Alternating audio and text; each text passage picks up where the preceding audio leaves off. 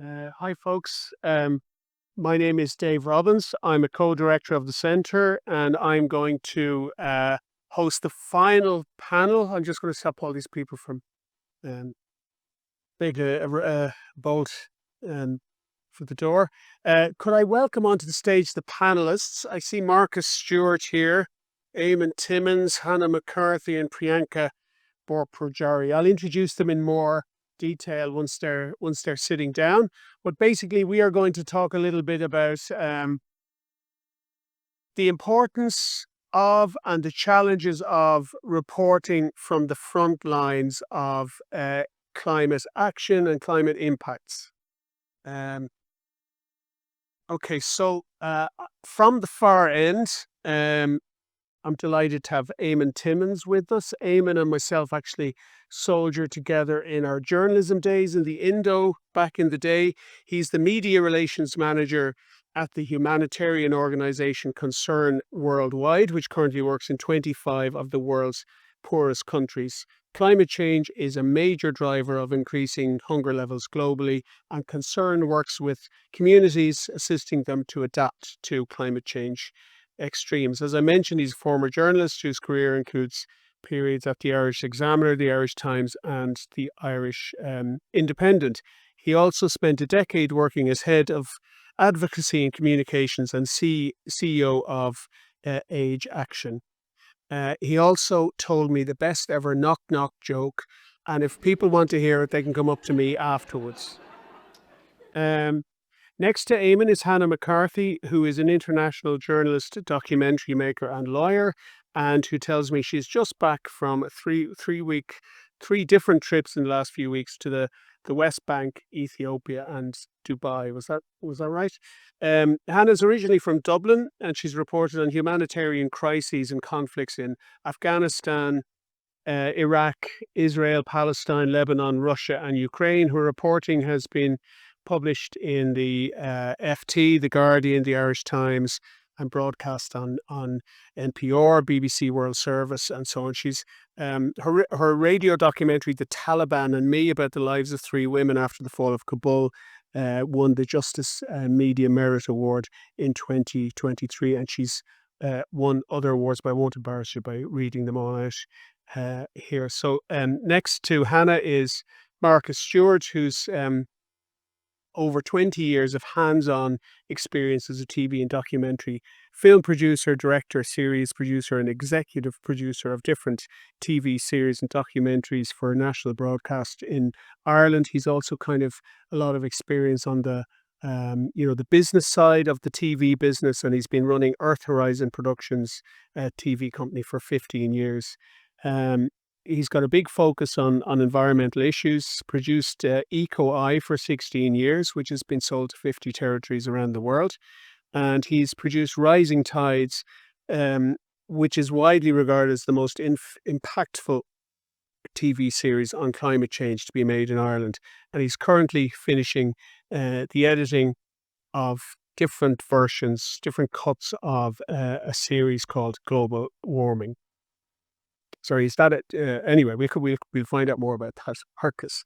And lastly, just to my right here, Priyanka Borpujari, who is a journalist currently based in Ireland.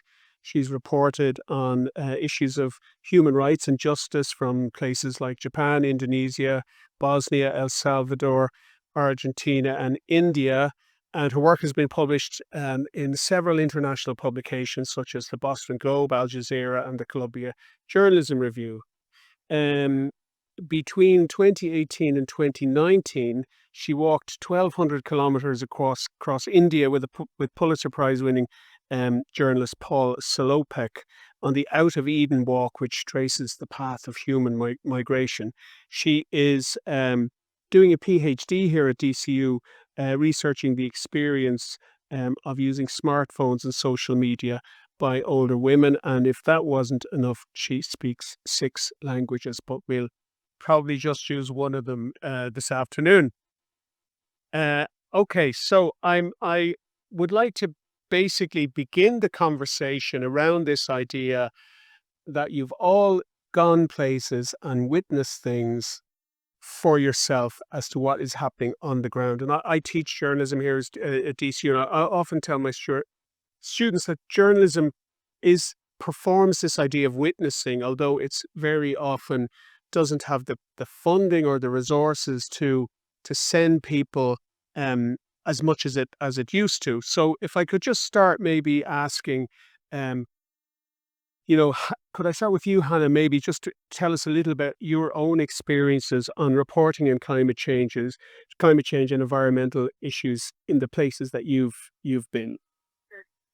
So I started reporting as a journalist in Lebanon. Uh, and my background is originally, like, my academic background is in law and business and public policy.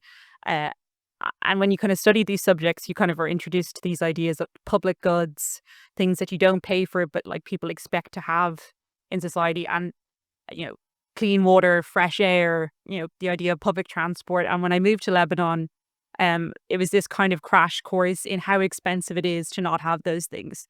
When you suddenly have to buy all your water, when everyone's getting sick because the air pollution is terrible, because the generators emit terrible fumes. My friends, every couple of months someone would get sick because food wasn't being refrigerated properly, or because again the water quality was terrible. And again, it really kind of gave me these concrete examples of exactly what is lost when these kind of public goods are not protected.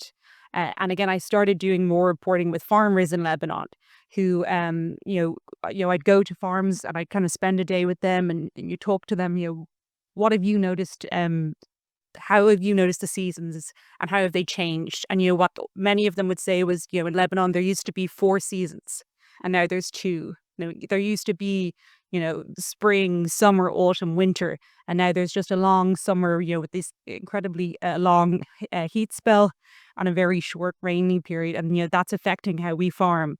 And again, I also started to kind of go to places where there's more dramatic signs of climate change. I did reporting in Pakistan. And again, I think what's interesting there is that there are places that are extremely vulnerable to climate change, but there's also issues with how public policies actually make communities able to protect themselves from these kind of major kind of climate change events. And again, when you spend kind of more time in these communities, what you often see is it's not just about climate change, it's also about corruption. It's about poor policies, it's about, class divisions, it's about, poor people being left in, parts of the cities that are incredibly vulnerable to flooding, while, wealthy elites and government officials live in, air-conditioned houses behind security guards. Those kind of stories are things that, have shown me why climate change is not just a kind of discrete topic, but it often cuts across economics, politics, social dimensions. And I think if you're just looking to write on the topic of climate change and you're kind of not thinking of how it fits into politics, into gender, into kind of, migration, then you're not really getting the full story. And I think, sometimes there's an issue that people write about topics and they don't look for stories that kind of explain, actually how climate change practically affects people in their lives. Yeah, Hannah, thank you for that answer. It made me think. It resonates an awful lot with with your approach to your journalism about climate change. The idea that climate change is actually kind of a force multiplier of other issues and inequalities. Could you say something about how you've seen that in the context that you've done your reporting in? Yeah, thanks. I'll choose to speak in the language of our common colonizer, if that's all right. World.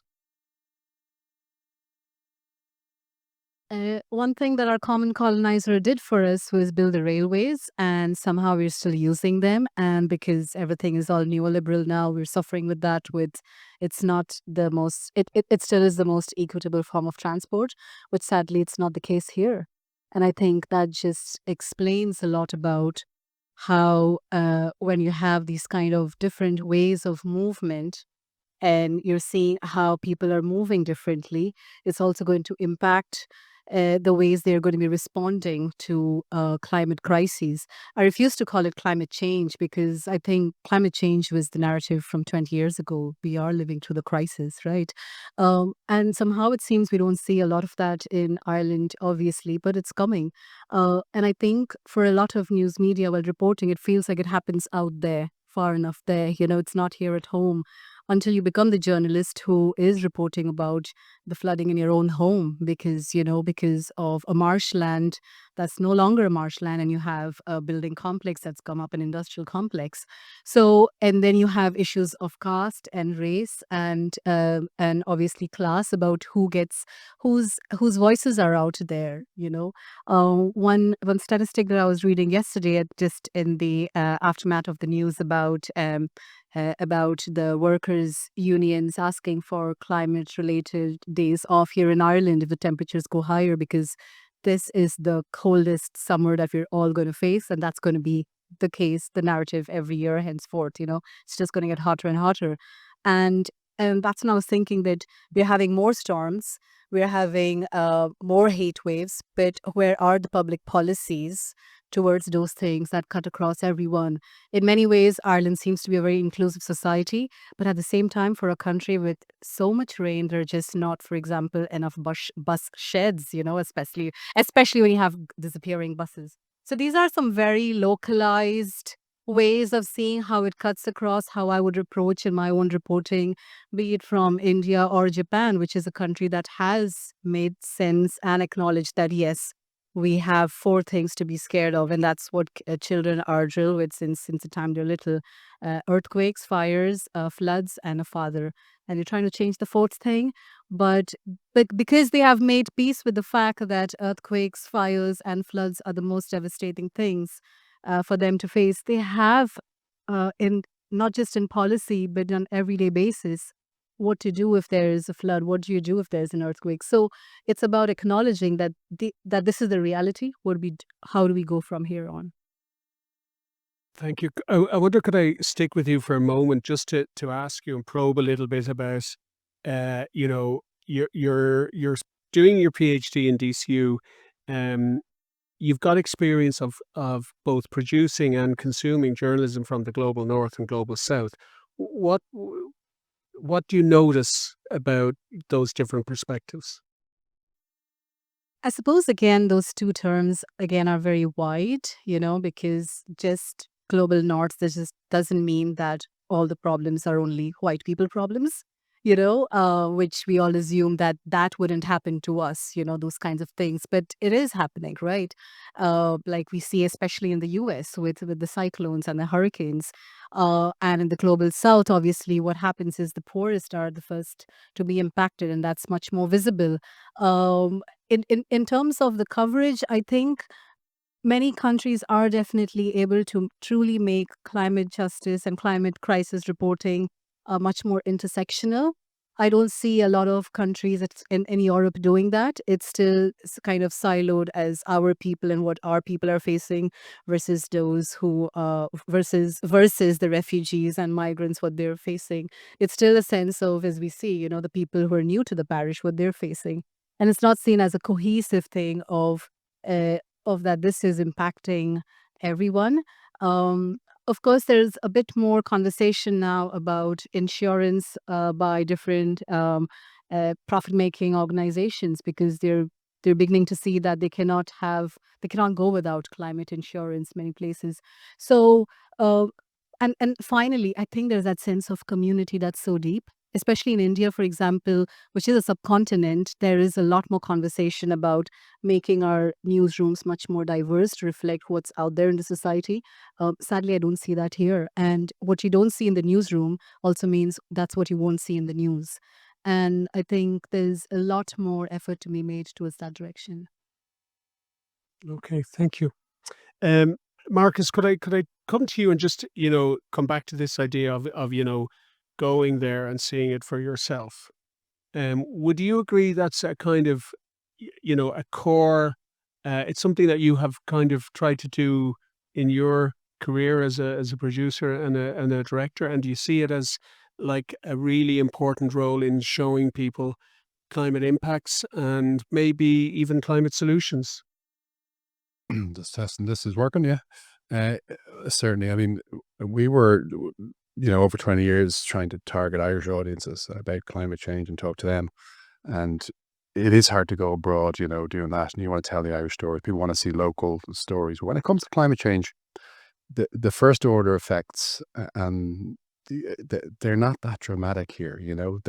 We're going to be affected badly by climate change in the long run, indirectly, mostly. And it's a lot of countries are going to be much more badly affected, And it's very hard to do a TV series where you're projecting into the future. This is what's going to happen and constantly do that, So it was very difficult to do a TV series on climate impacts in Ireland.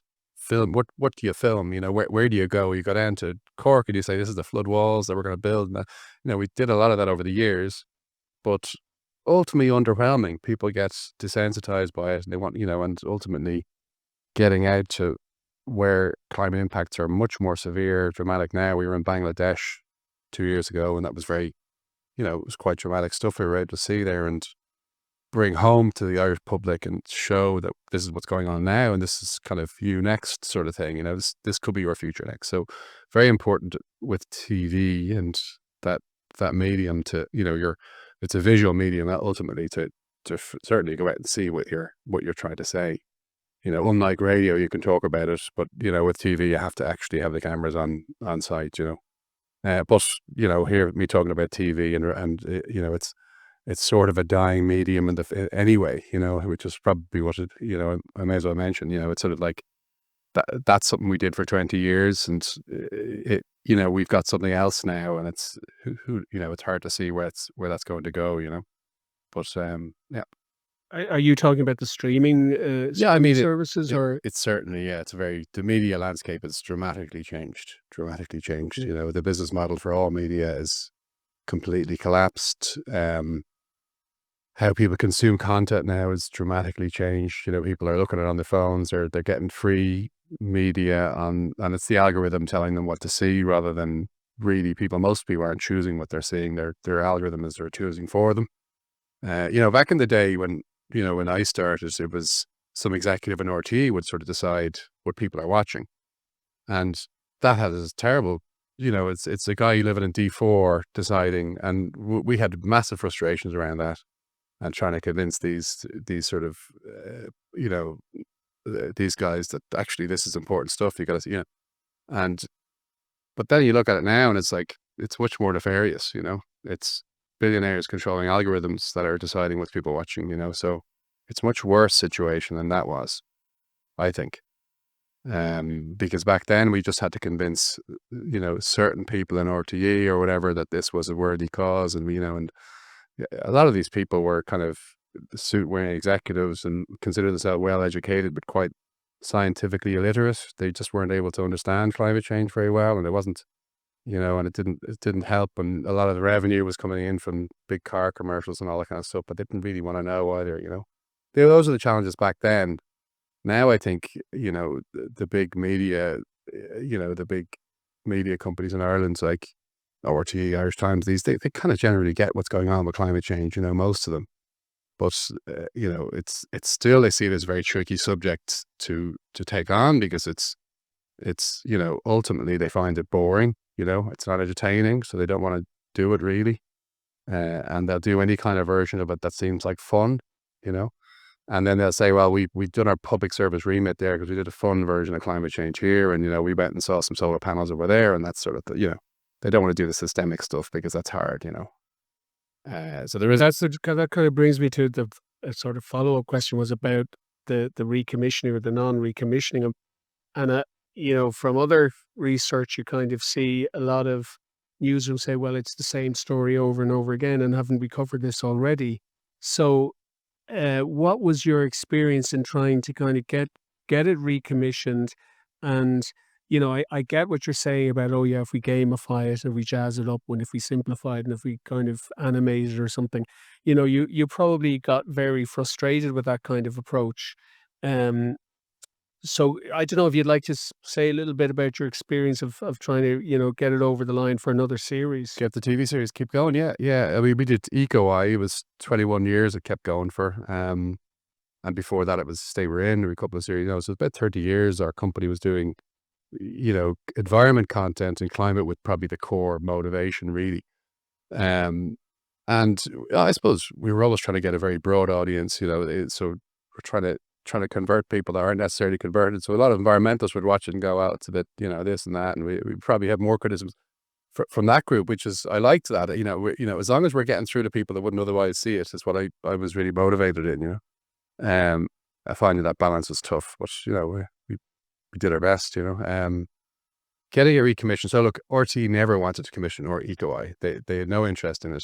We happened to have EPA in Ireland at the time had great people running the EPA, and they really understood that to have an environment protection agency and really for Ireland to have an environment we're protected, we really want the public to care about the environment, or at least know what's going on with the environment.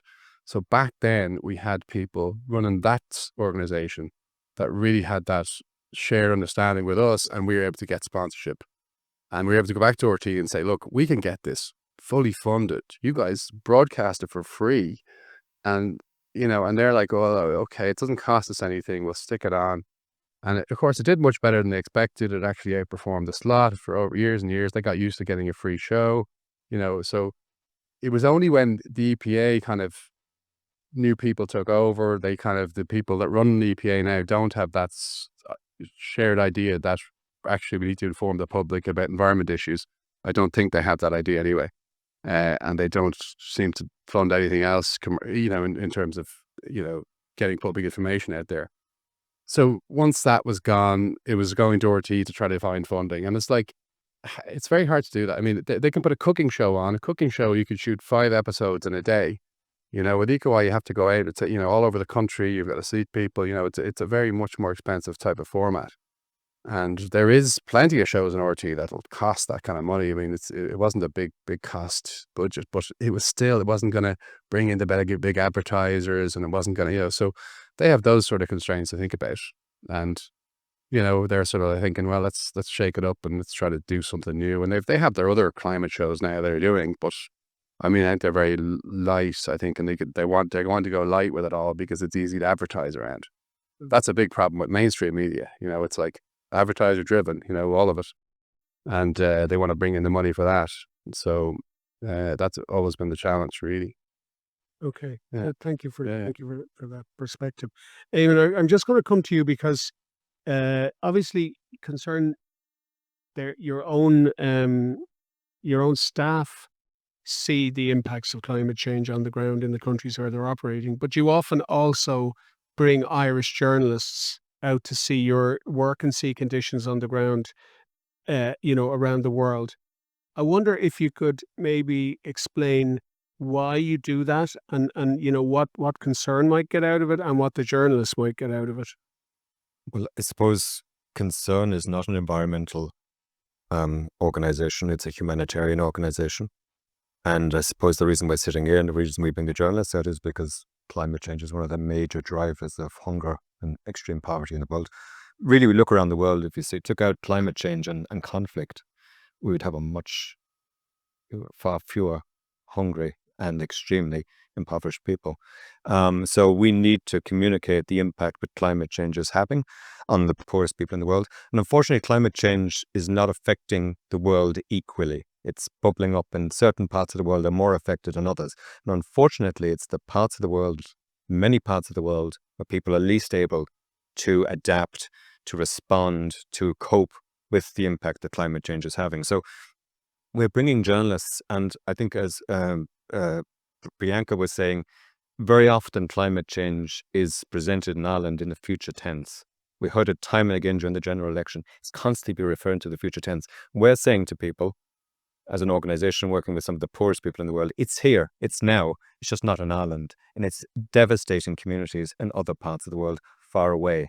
And if environmental journalists, are going to accurately present what is happening for climate change, they need to get the full picture, not just how it's affecting minor parts of the world which haven't been affected in as extreme a way as other parts. So it's to help them do that accurately. I mean, to put it in context, the international, or the IRC and the World Resource Institute I think a couple of years ago, listed the top 10 countries at risk of climate disaster. So that's countries which are both likely to affect extreme climate crisis, plus then not have the ability to cope or to manage or to respond to that. The top 10 countries are Somalia, Syria, Democratic Republic of Congo, Afghanistan, Yemen, Chad, South Sudan, Central African Republic, Nigeria, and Ethiopia. No Western countries there. Concern is working in today, 9 out of the 10 of those countries are not working in Nigeria. The other interesting thing about those countries is that they represent just 5% of the world's population, 0.28% of the carbon emissions, the world's carbon emissions. And those are the countries facing this crisis today. And so our job is to bring some adjustment. And the journalists who are very, committed to reporting climate change, many of them have never seen the extreme impact of climate change, droughts, floods, destruction of environment, mass migration, people moving from areas because they can no longer live in parts of their countries, or even parts of their countries or other countries at all, crossing borders. So we're trying to show people the full impact of climate change, and that's why we bring them. Okay. Thank you very much, Eamon. I wanted to just follow up with you, Hannah, about your freelance journalist. You're pitching stuff to these different organizations. How difficult is it to interest newsrooms in climate change related or environmental related stories? And do you find, especially reporting a lot from the Middle East, that there's so much conflict there, there's so much else going on there? Does environment get just pushed down the agenda? In general, I find editors are pretty interested in climate change stories, and I often when I go on a trip, I'm at the back of my head, I'm always thinking I'm going to do one. So I haven't had an issue necessarily, in getting pitches accepted about climate change, and it often can take a bit longer just to set up climate change stories, or kind of good ones that involve spending a day with a farmer or an environmental activist. I think there is kind of a bit of an urban-rural divide. I mean, I think I don't have a hard fact to give people, but I'm going to guess that over 95% of Irish journalists live in cities. And I mean, before I was a journalist, I was a lawyer, and I worked at Twitter for a short stint, and there was a training session that the business side was supposed to take in order to work better with the programming or engineering side. And basically the business side, the salespeople, the lawyers, the managers, they were all told, you work in like 30-minute segments. You're like, can I grab a coffee? Can we go work this out? Can I have 10 minutes of your time? I just need to pick your brain on this. Programmers often work in, 4-hour blocks. They need to, write code. They need to get into a flow. There's just a different style of working. And I mean, I think journalists are quite bad for this. Can I drop in? Can I get an hour? I just need some quotes here. I need some action. Can you stand in front of your cow there? Okay, great. And I mean, there's just a different style that you have to kind of for example, there's certain times of the year that, farmers are just not going to be that free to have you come down, lambing the season or, harvest season or whatever. And I mean, there can be elements of frustration about having kind of journalists come down and be like, so what's going on here? And I mean, like political correspondents don't go up to Micheál Martin and, ask him, can you explain Fianna Fáil? And, there is an element of that sometimes. And again, that is the trend. I mean, there is less resources for people to be specialized in newsrooms. People are supposed to be generalists. So you often are asking quite a lot of, farmers or people or environmental activists to really break down, what am I seeing here? And I mean, a lot of the time when I'm setting up stories, I'm kind of basically asking someone to let me kind of hang out with them for a day and ask a lot of quite dumb questions, which you have a bit more kind of freedom to do as a print journalist, because people don't, video you saying kind of dumb things or asking dumb questions. And again, I guess I just have a bit of a story. I just got back from the West Bank on Sunday. I'm going to talk a bit about reporting that isn't published yet, so my editor won't like this, but I'll talk about it anyway, because I think it's a good example. So I was looking into settlement activity in the West Bank, and in particular what I was doing, I was looking at vineyards. So if you go into some illegal settlements in the West Bank, what you will often see is, these kind of big vineyards, that are growing wine. There's often, very expensive wineries as well, with huge amounts of money put into them. If you go into these wineries, it's like being in California. And they also are very water intensive, and West Bank has a lot of water issues. There's not a good strong water supply that's available to Palestinian farmers.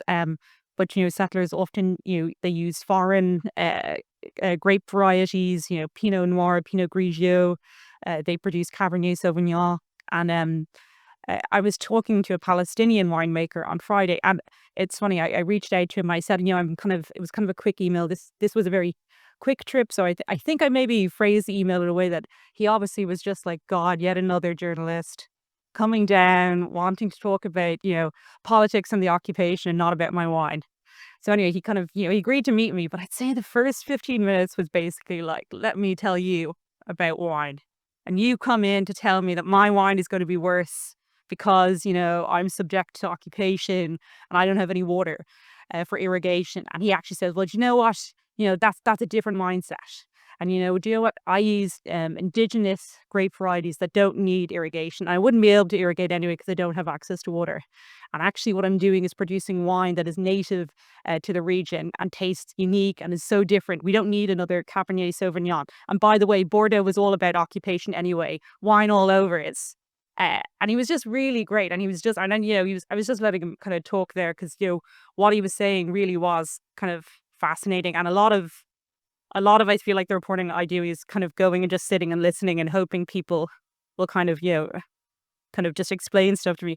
And I mean, I tried to kind of, obviously I was feeling a bit like, oh God, I've given him a terrible impression. I really want to kind of, show that I've actually done some reporting on wine before or this kind of topic before. And I was like, yeah, but, and I mean, like, permaculture is like really important too. And he's like, what is permaculture? Permaculture is beauty.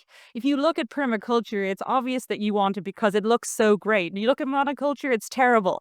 I don't think about permaculture. I think about beauty. I think about the fact that I want to go to a pear tree and pick a pear. I want to go and check in my vineyards. I want to go look at some flowers. It's not about permaculture. It's about beauty.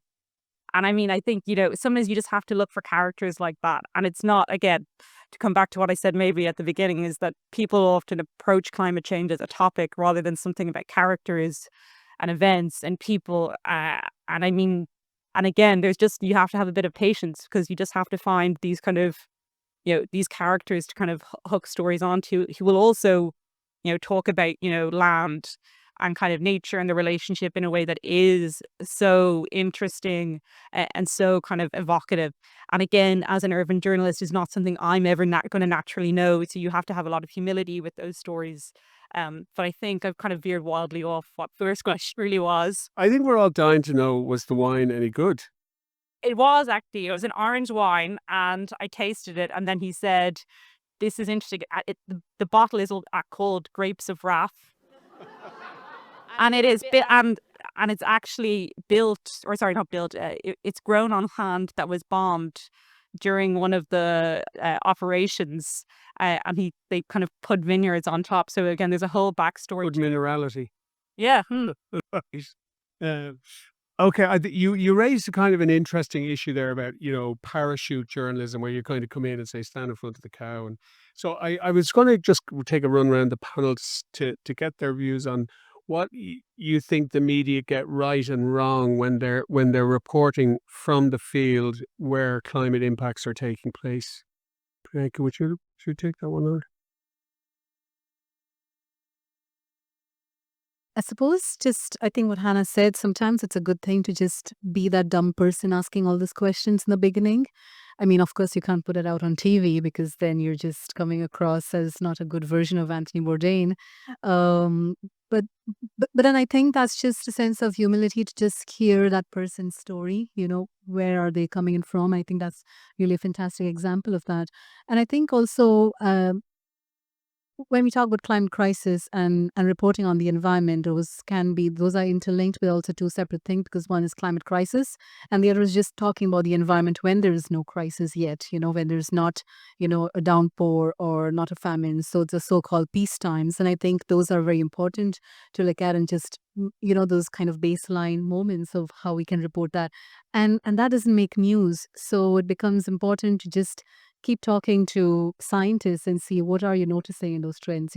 An example I had, this was also in terms of not just looking at only for that this would be only as an environment beat, as we call them, different beats, but it's always linked. So I was once covering, the aftermath of a flood in northeast India and Assam, and I came across this girl who was just at home, and a schoolgirl, and everyone in the village, none of the girls were in school, and even though it was, school season, and they said, well, it's because we have to be at home doing the cleaning up and everything else, and the boys, they also, and so I mean, and that just had a link to school dropout for girls and thereby possible early marriage. So it was just these kind of interlinked things that, had I not just been like, oh, so why aren't you in school? Aren't you supposed to be in school? What about your brother? And that just kind of showed me that how it was impacting it, in that long scale way. The other thing, I suppose I think it's more over here where there's just been such a whole thing about trying to get over farmed, this obsession with eating meat, as I might call it, right? And talking about how large scale farming has impacted climate crisis. And that's true, but then that also may not be true for other countries, right? Because for the Dalits in India, they need the cow meat, the beef, for their nutrition when they're so impoverished. Whereas I think it was in the Guardian, another newspaper, which talked about how the global demand for vegan milk, for cashew and almond milk, was having terrible repercussions on human rights, on labor issues, with women having to work, with their fingers and just peeling all of those things off. So it's never just one story. And I think making those linkages across different sectors becomes very important to really do a good story well. I don't know if that helped. No, I think that was very to the point. Marcus, what would your take be on what the media in general? I don't mean just the kind of filmmaking, but the news media get right and get wrong when they're in their coverage of climate change. I think news has a particularly challenging time with it, because the news, you reacted to an event that's happened typically, and it's easy to do. I had a friend who was doing this run-of-the-line journalist who'd gone a car accident would happen, and they'd report on the car accident. I'm sort of saying to him, look, the 1,200 people a year die from air pollution. You've never done a report on that. And this weekly car accident, 300 people a year die. It's very sad, but air pollution is a bigger issue.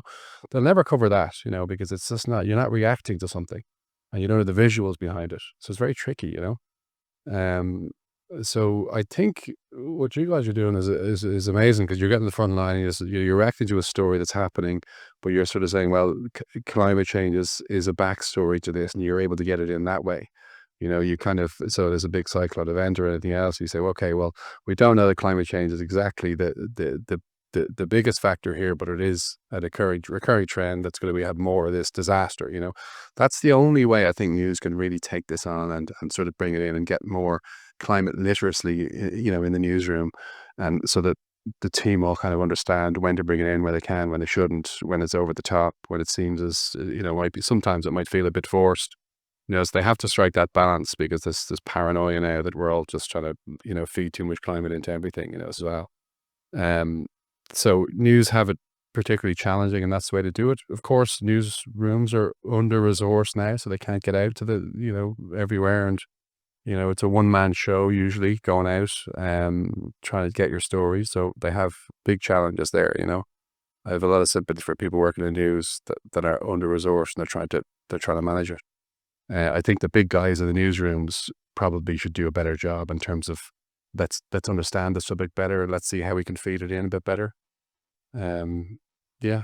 Okay, I think that thing about literacy in newsrooms is so important. I remember John Sweeney saying, if I, that if I have to deal with another reporter and tell them the basics of climate change so they can ask me the right questions.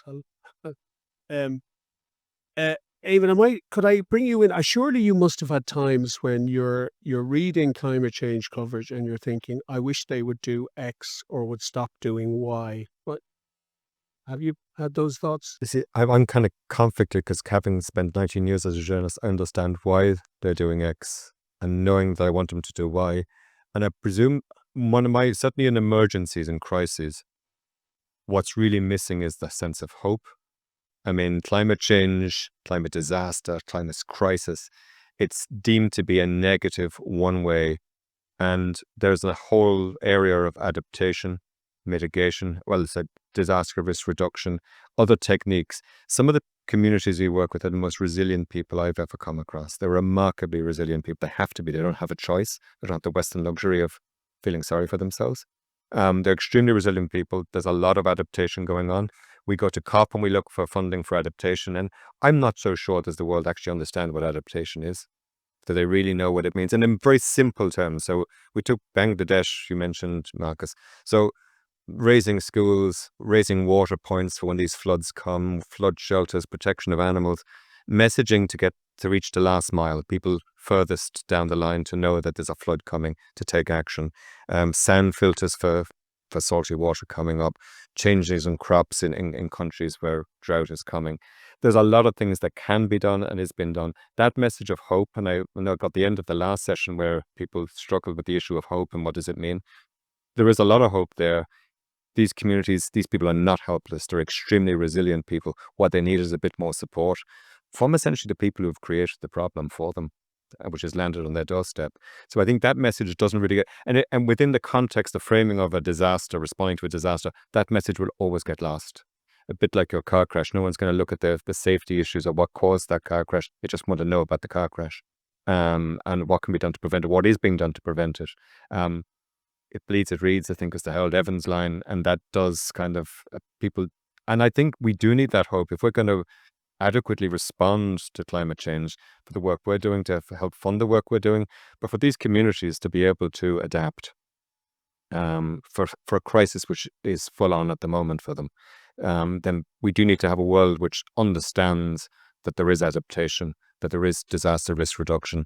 I think the figure was for every euro invested in disaster risk reduction, it saves up to, I think it's 15 or 17 euro in recovery costs. It's much easier to prevent a disaster than recover from it afterwards. So I think that understanding is missing, that understanding. And it ties into the news narrative that you tend to go for negative news.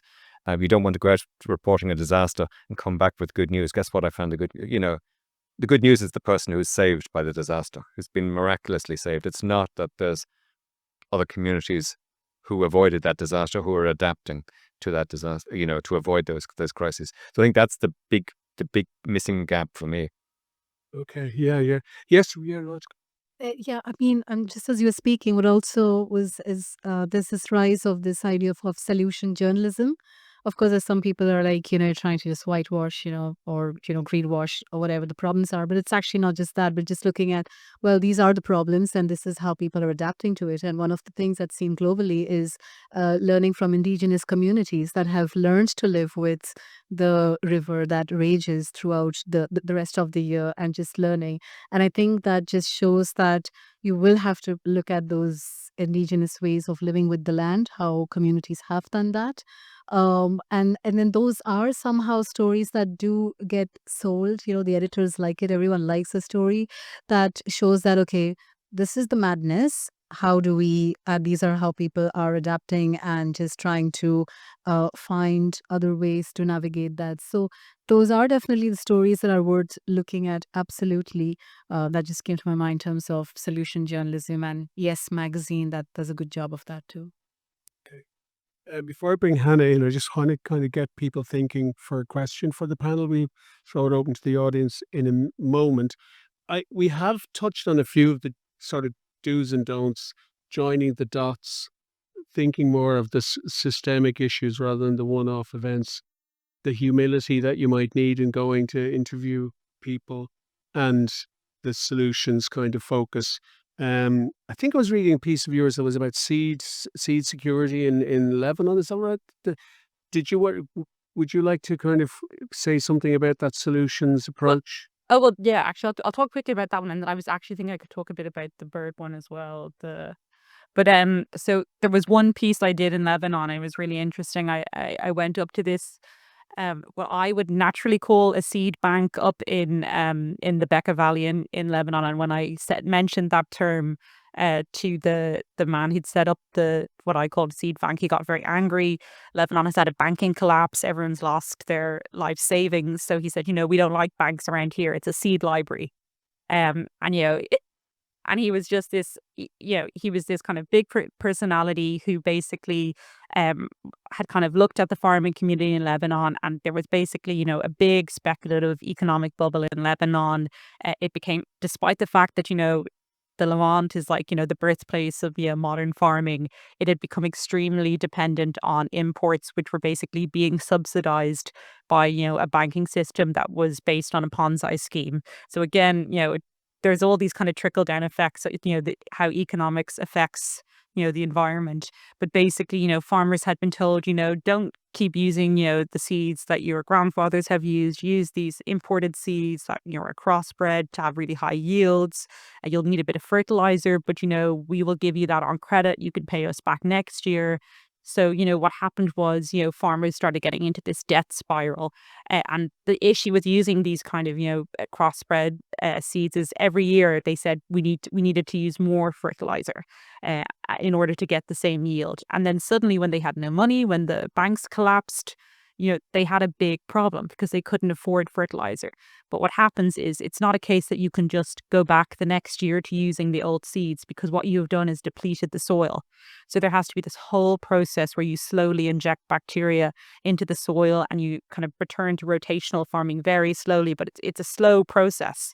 And so what this seed bank was doing was basically it had collected all these native varieties, tomatoes, onions, barley, wheat that had grown in the Levant, and was basically, teaching farmers, how to reintroduce them and explaining, rotational crop farming that, had been used, for centuries before.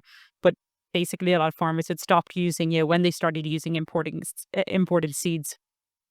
So that was really interesting just to see, how the economics kind of impacted the farming community, and also kind of these kind of small grassroots activities that were kind of being used to kind of get people back to this kind of, more sustainable form of farming.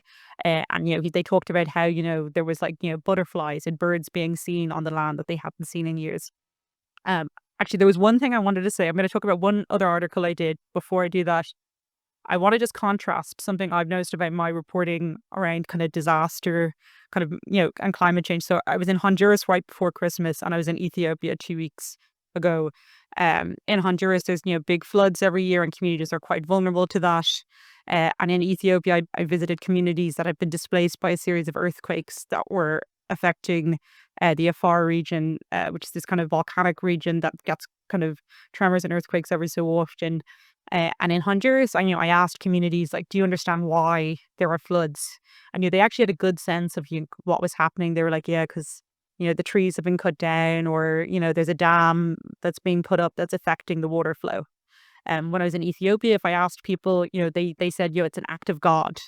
And that was also very terrifying for them, because they didn't feel comfortable returning home to where, their homes had been kind of, had fallen over. A lot of them lived in tents. So actually there wasn't the same casualties that you saw as, for example, in the earthquake in Turkey, because, they weren't living in, high rises. But for them, it was terrifying because they actually didn't understand, what was happening, if it was going to happen again.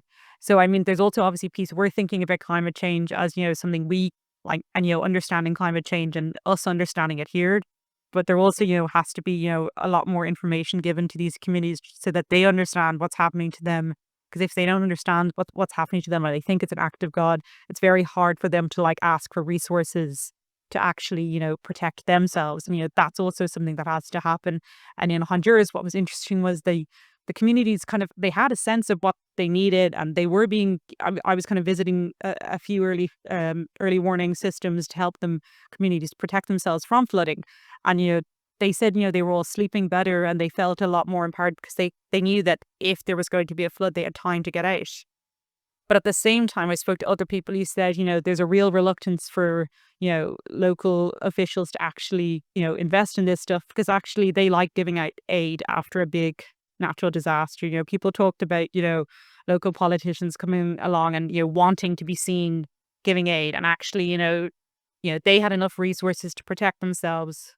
So, why would they bother? And actually, that's a dimension that can be harder to pick up when you're kind of, coming in quickly just to cover, one big event. And you don't always get the policies that go around it. Like, for example, if you go to Karachi, which is in a climate vulnerable location, but what you will notice is, there's no public spaces. There are no trees.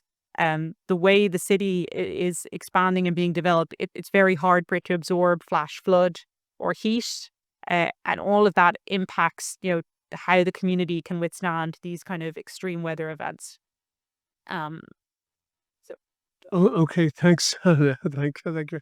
Was there another story you wanted to mention? If you could do it briefly, or well, it might be appropriate to one of the questions. So let's see if that pans out. Is there anybody who's got a question for the panel? I better just check with Dermot about time wise. 10 minutes, okay. I find it hard to. Oh, front row, okay. Okay, yeah, I see. We go to this lady here first, the front. She's right down.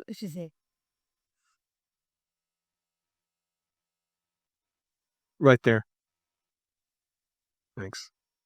As we say in Belfast standard. My question is just to break it back down to education in relation to climate action in our national or natural environment. Should we not be making it part of the national curriculum from primary school as English and Maths is? Yeah, I think we might bundle that one up with another one. That's good. You've got your eyesight is good. Yeah.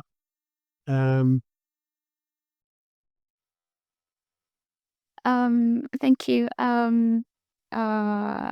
Priyanka mentioned that what is not in the news oftentimes is in the newsrooms is often not in the public sphere. So I wanted to know if, from your experience, is this due to media pluralism and well, what I could call primary definers in public opinion and influencing public opinion. And if that is so, do you think there's a way that in the future maybe we could navigate past that so that primary definers don't exert negative pressures on climate crisis problems or solutions? Okay, I think we can bundle those two up together. You mentioned if it's not in the newsroom, won't be in the news. And about kind of diversity in the newsroom, but also of sources that appear in the news. Maybe we could all, if anybody would like to comment on that, and it seemed to be direct. And also with this, if the first question, if I could just education, I mean, I had to say something about that. From my experience living in Japan, they definitely bring that in the classroom a lot. All kids are trained to know how to escape an earthquake or what to do in the event of flood. Everyone's trained to know where the closest evacuation point is for any kind of emergency. So there is that kind of education that's done. Definitely, but I also feel that that's again the education about what to do if, rather than these are the changes. I once worked with an Indigenous community school, and the kids went up and spoke to their elders who said that earlier there used to be 150 types of vegetables, and now we just have 30. So it's kind of like passing down of the knowledge there, so that they were doing that on their own. I suppose it's also it's about what sells, in the media. I think right now, because climate crisis is something that all editors acknowledge, sometimes editors themselves also do not know that, oh, is this really happening? Like, again, that amazing wine example, I'll just be thinking of it until my evening wine now. I think editors are not aware that, oh, this could also be a potential story. So some editors are a bit wary to touch it, and some editors do get excited that, yes, definitely, let's commission that, obviously. But also this thing of sources, I mean, look at Ireland. I mean, it's so diverse now than what it was 30 years ago. I don't see those bylines. I don't see those experts, you know. I don't know if anyone of you, I'm digressing, but I promise I'll bring it back. I promise. Saturday, the demonstration and then the counter demonstration. In my 3 years living here, I've never felt that kind of hate towards people who look like me and who look like yourself, right? But at the same time, if you go to a hospital, you'll see people who look like me. You see the carers who are there looking like me, right? Where are those people who are being interviewed and are brought on panels? How come they are never asked, for their opinion when you have any kind of story on anything? So I'm sorry to say, but Ireland, Kiad Mila Folsha, but that has to be in those real terms where you see them in names. Make my name and your name prominent as an everyday name like a Cuiva and Ifa to be a 21st century island. So I know this is not about climate crisis, it's a different kind of climate, but then these are also those experts. So that's the kind of diversity that we also need in terms of who are the scientists who are working on issues of climate crisis and mitigation and adaptation, but also in terms of who are the experts and who are the ones being impacted. Is there anybody else? Right. I definitely come in on the education one. I'm quite passionate about this myself. If you look at where we are now with news media, how people are getting information around the world, and the trends in that, it does feel impossible, sometimes, and you kind of go, where is the hope going to come from in terms of how we're going to get people away from their algorithms, and I certainly think our education system is the place we need to start looking and say maybe there we can do something. And to be honest, the thing I would do is sort of say, can we teach children to do basic research, critical thinking, how to navigate the internet, how to navigate algorithms. I think though they're even more important today than learning about climate change, because you can learn climate change, the information is all there, but you have to know how to get there, how to differentiate between fake and fake news, algorithms, and what's real. Why should we trust institutions? These are the things we need to be teaching kids, absolutely, at every stage of education. There needs to be some courses come in there big time. And then on top of that, it'd be great to see some climate change courses. But I think without that, we're in trouble, there. Sorry, can I just add to sorry, I did see a little bit of climate curriculum come in, there's a transition to your stuff. And I have to say, the stuff I saw was absolutely terrible in terms of how it was being presented. And it was just this boring rote learning, facts and figures, lots of technical jargon. And I just thought, it's not just about bringing it into the curriculum, it's about doing it well and making it entertaining, making it relevant. And I thought much of what I've seen just looked absolutely atrocious, and sorry to use the language, but that's the way I felt about it. Maybe there has been good stuff, I just haven't come across it, and there's lots of space there in terms of working on something, working on a curriculum for students. I'd be very passionate about that. I would say I think regulation of technology is actually, has a really big role to play in this. So I don't know if anyone's read a book called, How to Do Nothing by Jenny Odell. It's a really brilliant book that kind of I struggle to categorize because it cuts across technology, the environment. She referenced, classics. And it's a bit about how technology has become a barrier for how we experience, the environment around us and how it affects, our ability to show empathy. We've all kind of seen people's tweets and been like, wow, that is an angry person. And then met that person in real life, they're lovely. They're very nice, and they just have a kind of alter ego that kind of, starts sharing Telegraph articles every so often.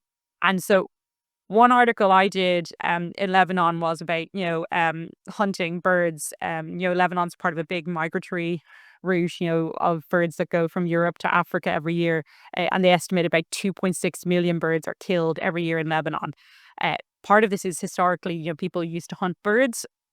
But when I went out and spent a day with a bird activist, they said, a big problem is that people are, killing birds with automatic guns, but putting them up on TikTok, and they get likes. And I mean, we see it's, and this is not just a phenomenon that is, particular to hunting birds. People, there was a TikTok trend in Paris where, people had to take the Velibs and try and destroy them.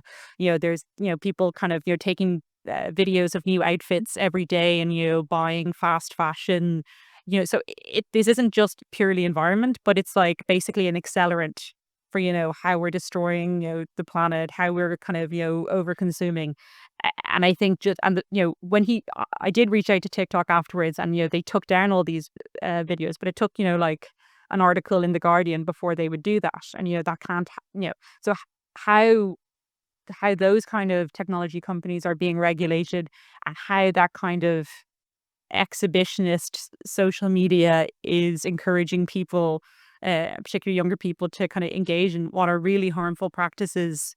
And I mean, if you can look up some of these videos online or see some of these kind of hunting videos, but we're talking about 200 storks being killed with like machine guns, and they're just left on the ground. So sorry, go on. That was No, I'm glad you got that that one in actually.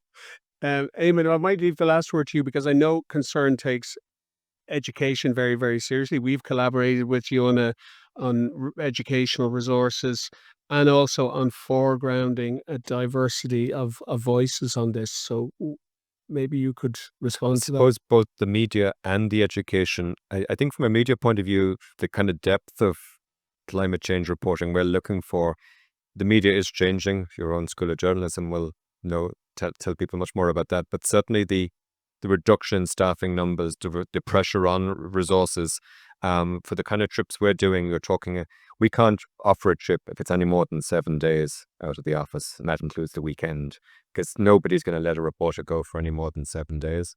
And newsrooms are getting tighter and tighter. So the kind of level of reporting we're looking to do, it's very easy to do climate change when the latest scientific report comes in, and they're the kind of stuff we see churned out regularly. But whether that really resonates with people or really cuts through to tell the full story. From an education point of view, we would be very active. In fact, here's a really, really cheap plug. The Thursday night in the Helix, the final of the Concerned Schools debates, the secondary school debates is happening.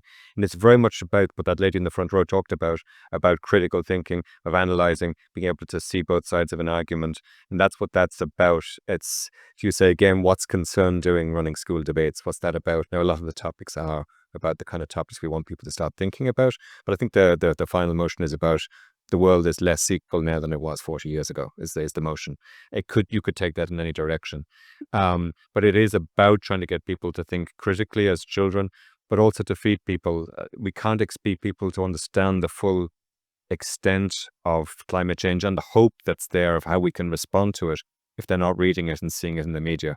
And that is a challenge, and it's a challenge we're continuing to battle every day. Okay, thanks very much, Eamon. We're out of time, folks. I'd like to thank you for your attention and your questions, and for sticking with us this late into the afternoon. We kind of got the graveyard shift here, but I think we kind of coped quite well. Yeah. So yeah.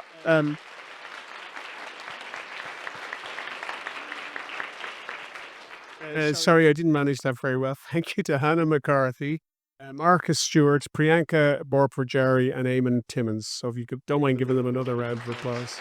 Thanks, buddy.